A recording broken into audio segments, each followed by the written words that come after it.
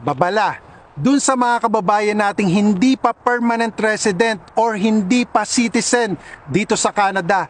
Wag nyo po itong gagawin or else baka kayo po ay mapatalsik or ma-deport dito sa Canada. Yung mga nagtatrabaho dito na walang valid na work permit, yung mga under visitor visa or expired ang work permit ninyo kung kayo ay temporary foreign worker pa lang.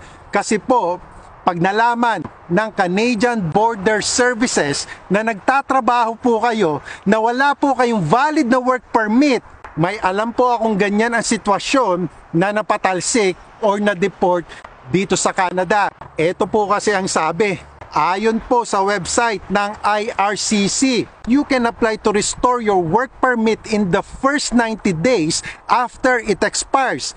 If you do this, you can stay in Canada until you get further instructions. But you must stop working until you receive your restored work permit. There is no guarantee that your application will be approved. Otherwise, you must leave Canada right away when your work permit expires. If you do not leave, you could be deported and will need permission from an immigration officer to come back.